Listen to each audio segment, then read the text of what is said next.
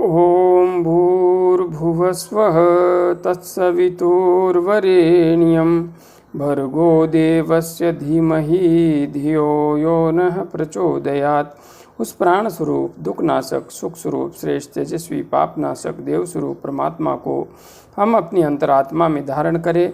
वह परमात्मा हमारी बुद्धि को सतमार्ग की ओर प्रेरित करे। भाइयों बहनों, जय श्री राम, जय गुरुदेव, जय माँ आदिशक्ति। आप सभी भाइयों बहनों की साधना से संबंधित जिज्ञासाओं का समाधान करते हुए और साधना से संबंधित आप सबके अनुभवों को सम्मिलित करते हुए मैं आज साधना से संबंधित कुछ विशेष अनुभवों को यहाँ पर सम्मिलित कर रहा हूँ। बहन शशि तिवारी जी ने साधना से संबंधित अपना आत्म अनुभव प्रकट करते हुए लिखा है। गुरुजी सादर चरण स्पर्श। बहन खुश रहिए। गुरुजी, शनिवार की शाम को जब मैंने भ्रामरी प्राणायाम करने के लिए आंखें बंद की तब मुझे आज्ञा चक्र के स्थान पर नीला प्रकाश दिखाई दिया और जब मैं ध्यान करने बैठी तो जैसे मेरा पूरा शरीर जड़ हो गया। कुछ पल के लिए लगा कि जैसे मैं हूँ ही नहीं। मेरी रीढ़ की हड्डी एकदम से ठंडी पड़ गई और उस पर बहुत दबाव बढ़ गया।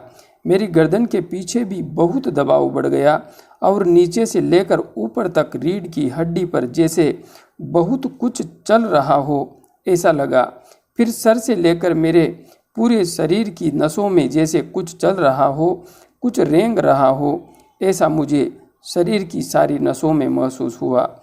और नाभि में अत्यधिक खिंचाव था। मेरे मस्तक के ऊपरी भाग में जहाँ से बाल शुरू होते हैं वहाँ 2-3 दिन से कुछ जैसे चल रहा था, कुछ नीचे आ रहा था, लेकिन अब मेरे पूरे शरीर की नसों में कुछ चल रहा है। और रविवार को जब मैं ध्यान में बैठी तो मुझे सिर्फ आज्ञा चक्र पर दबाव महसूस हुआ और मेरी गर्दन पर आज्ञा चक्र पर मुझे लगभग 5 दिन से बहुत ज़्यादा दबाव महसूस हो रहा था, लेकिन आज मुझे कुछ भी महसूस नहीं हुआ। बहुत ध्यान लगाने के बाद आज्ञा चक्र पर हल्का सा ही दबाव महसूस हुआ और ध्यान के समय कुछ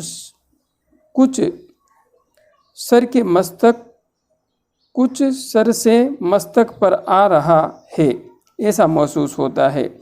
जो क्रियाएं उस दिन हुई वे अब क्यों नहीं हो रही है?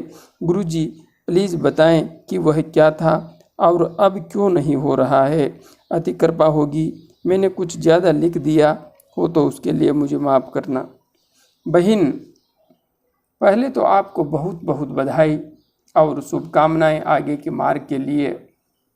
आपने जो अपनी स्थिति यहाँ पर व्यक्त की है अद्भुत है, दिव्य है, अति विशिष्ट है। आप स्पष्ट रूप से अपनी कुंडलिनी ऊर्जा को जागृत कर चुकी हैं और आप समाधि में प्रविष्ट होने जा रही हैं। आपने यहाँ पर जो कुछ लिखा है यही दिखा रहा है कि अब आप समाधि की अवस्था की ओर अग्रसर हो रही हैं। यहाँ पर आपने लिखा है, जब मैं ध्यान करने बैठी तो जैसे मेरा पूरा शरीर जड़ हो गया। कुछ पल के लिए लगा कि जैसे मैं हूँ ही नहीं। यह स्पष्ट रूप से दिखा रहा है कि आप निर्विचार अवस्था की ओर आगे बढ़ रही हैं। आप समाधि में प्रविष्ट होने की स्थिति में जा रही है। हाँ, यहाँ पर आपके साथ में जो क्रियाएं हो रही है वे क्रियाएं इसी बात को दिखा रही हैं कि आपकी प्राण ऊर्जा पूर्णतया जागृत हो गई है, आपकी कुंडलिनी शक्ति जागृत हो गई है और उसी के परिणाम स्वरूप सारी क्रियाएं आपको हो रही है। हाँ, जैसे जैसे साधक अपनी साधना में उत्कृष्ट स्तर को प्राप्त करके उसकी ऊर्जा सहस्रार चक्र पर स्थायित्व प्राप्त करने लगती है, वैसे वैसे क्रियाएं शांत होने लगती हैं और आपकी स्थिति अब समाधि अवस्था की ओर बढ़ रही है। इसलिए आपकी ये जो क्रियाएं हैं अब शांत होने लगी हैं। आपने लिखा है अंत में कि आज मुझे कोई क्रिया नहीं हुई, अब क्यों नहीं हो रही है। तो बहन, क्रियाएं होते रहना साधना में सफलता का द्योतक नहीं है। क्रियाओं की समाप्ति हो जाना ही वास्तविक रूप में साधना की सफलता है। जब क्रियाएं पूर्णतया शांत हो जाती है और साधक घंटों घंटों बिना किसी बाधा के, बिना किसी समस्या के, बिना किसी क्रिया के शांतिपूर्वक ध्यान की गहराई में डूबा रहता है, तभी साधना की वास्तविक स्थिति घटित होती है। आप उसी दिशा में आगे बढ़ रही हैं। निरंतर आगे बढ़ती रहिए। मेरी शुभकामनाएं आपके साथ हैं। हाँ, आगे बढ़ती रहिए। आने वाले समय में आपका विशिष्ट कर्तव्य निर्धारित किया जाएगा। मेरी शुभकामनाएं आपके साथ है। आगे बढ़ती रहिए। सब कुछ ठीक है।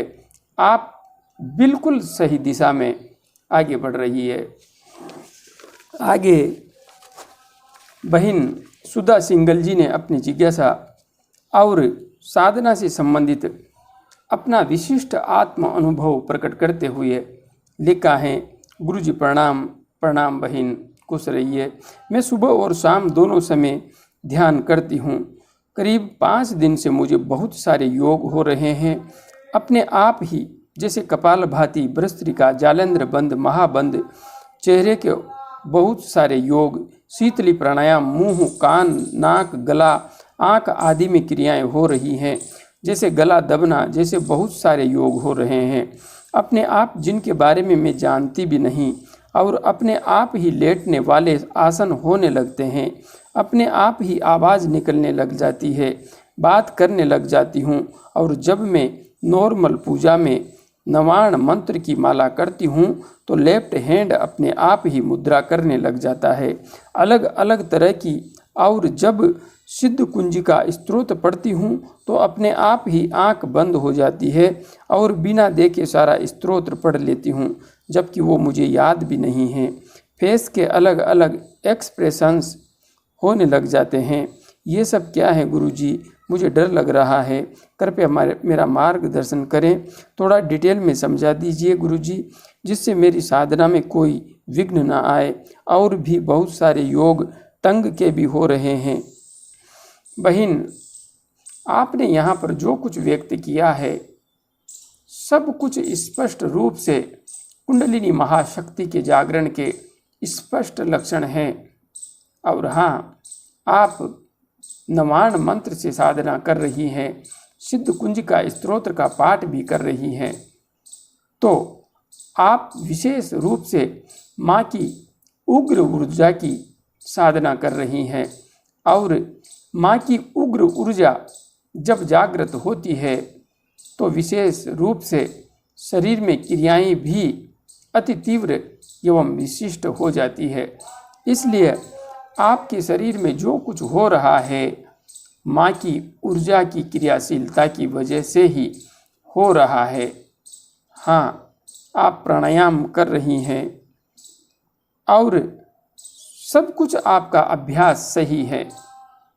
और अपने आप कपालभाति, भ्रस्त्रिका, जालंधर बंद आदि आपको होने लगते हैं। होने दीजिए, कोई चिंता मत कीजिए। जो कुछ भी आपके साथ हो रहा है होने दीजिए। माँ आपके शरीर में क्रिया कर रही है, करने दीजिए।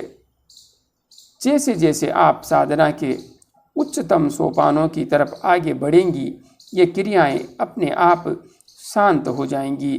डरिए मत, घबराइए मत। बस आप माँ से प्रार्थना करती रहिए कि माँ अपने रौद्र रूप को थोड़ा शीतल बनाइए, थोड़ा सा हल्का कीजिए। मैं आपके इस रुद्र रूप को सहन करने की स्थिति में नहीं हूँ। ध्यान करते हुए, मंत्र जप करते हुए माँ से प्रार्थना कीजिए। निश्चित रूप से ये क्रियाएं शांत होंगी और आप निर्बाध रूप से आगे बढ़ सकेंगी। बढ़ती रहिए आगे।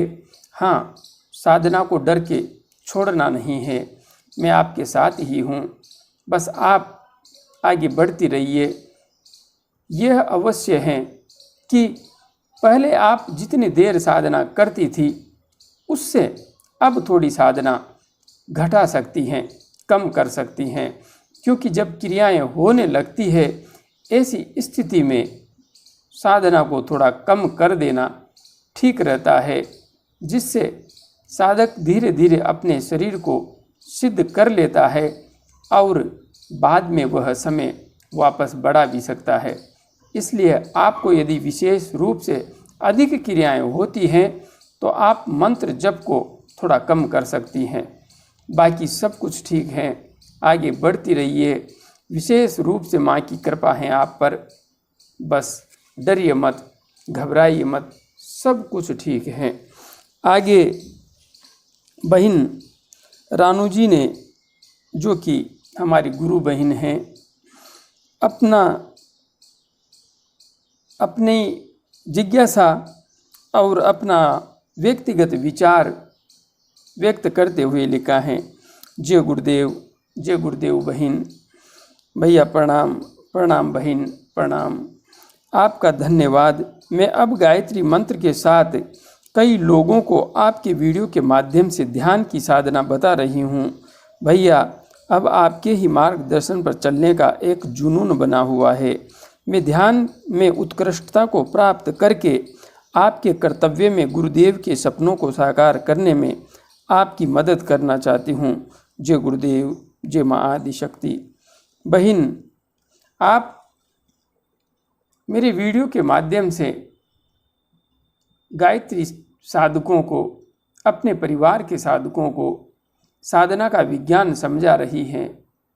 आप निश्चित मान लीजिए आप उनका बहुत बड़ा कल्याण कर रही हैं, क्योंकि इस विधि से जब वे गायत्री साधना करेंगे तो माँ आदि शक्ति के प्रति उनकी श्रद्धा, उनका विश्वास, उनका हौसला इतना ज़्यादा जागृत हो जाएगा कि वे दिन दुगने रात चौगुने उत्साह से इस मार्ग पर आगे बढ़ेंगे और वास्तविक रूप में गुरुदेव ने जो सपना देखा था वह स्वप्न इस तरीके से निश्चित रूप से पूर्ण हो सकेगा।